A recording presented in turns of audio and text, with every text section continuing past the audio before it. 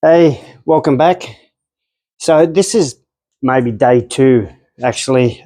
Day one was just all about setting out how this whole canopy is going to go together.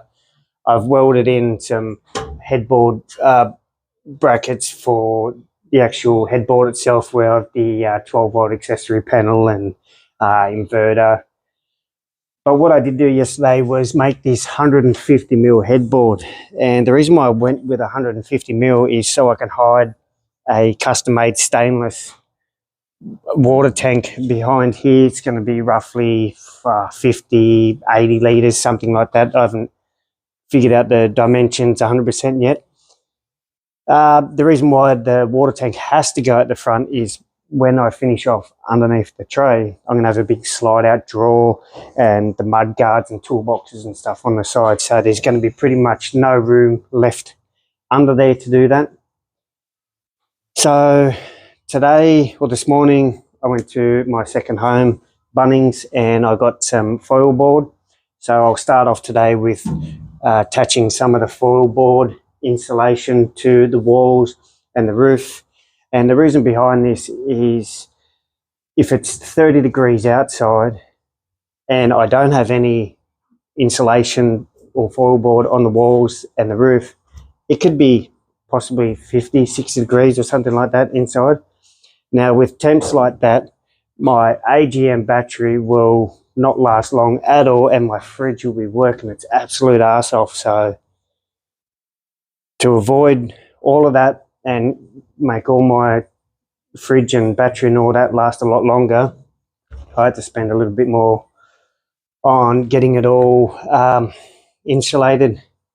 So once the foil board goes up, I will weld these in and then lay the floor, and we can start working out how everything's kind of still going together, because I've got no real plans. It's just off the top of my head.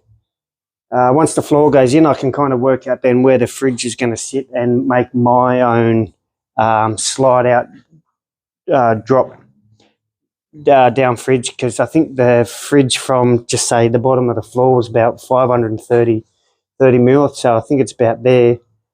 If I didn't have a slide and drop down, I'd be opening up the fridge. I'm only 5'6", so you know, I've seen a lot of people where they slide their fridges out and they're digging around like that. I don't want that. So I'll slide the fridge out, have it a drop down so it can at least be down here. I think it's a 300mm drop. So at least I can get in there. And my partner, who is shorter than me, she can get in there too. So enough talking. Let's get into it.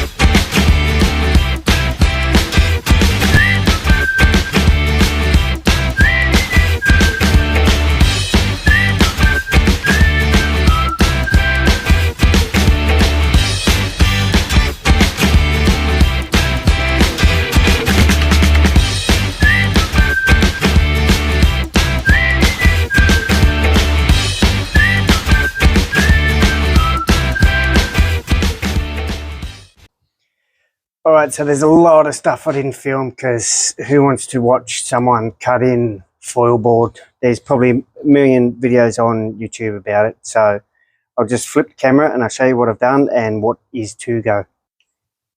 So here we are, all the top, bottom, sides, they're all done in the foil board. I have just welded in the first floor joist. I got these two, and there's another one to go along the front. There's two more on this side as well. Over the back, I've pre-cut the flooring already, so once these are welded in, I can quickly slot the flooring in. With the flooring as well, I've made a cutout for the battery to fit in here, and I'll show you all of that once I've got these floor joists welded in.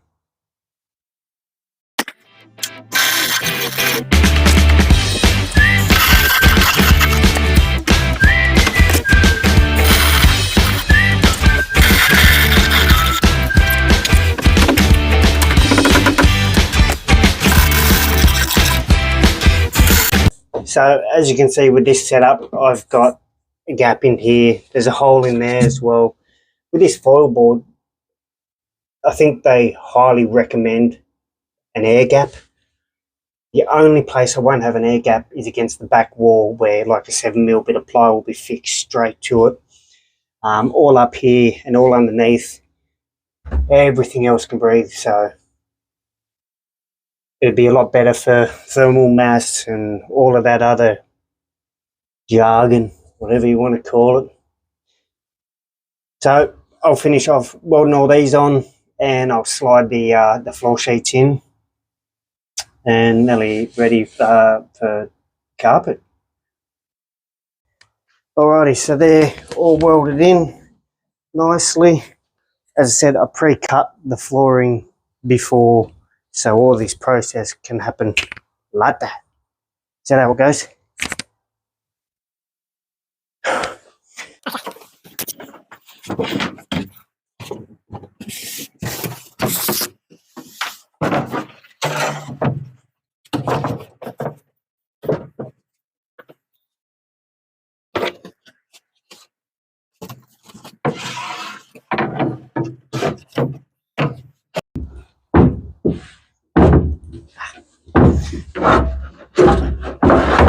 Wrong way, Jeff.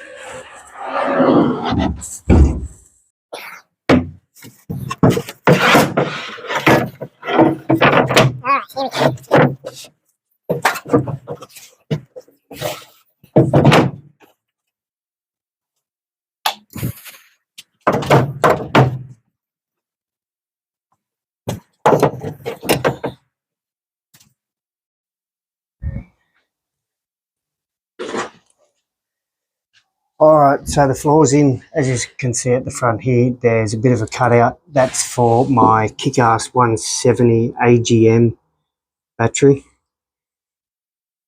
I can slide that in, screw this down, carpet the whole thing. Still unsure of whether I should make any hidey holes or anything under here. Alrighty, so the whole floor, it's all screwed off, and this was the 170 amp hour kick-ass battery that I mentioned that I had. I'm going to wait till a well-known brand like Red Arc or Enderdrive or someone come out with a lithium slimline, hopefully the same size, before I upgrade to the lithium. Because I have this one spot, I don't really want it anywhere else, so I'll wait for them to come out with, yeah, a slimline. I'll slot this in, and you can call it that quits for today.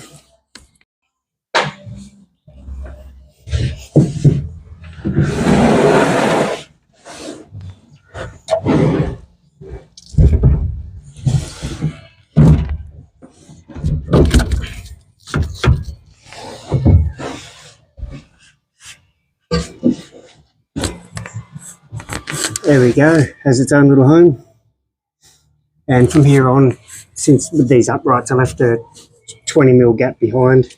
So up on this side, I'm going to have the accessory panel, but the main wire from the car will run up through the back and out the back with an Anderson plug. So that means I can keep all the wires away from the battery. Yeah, it's all coming together pretty well.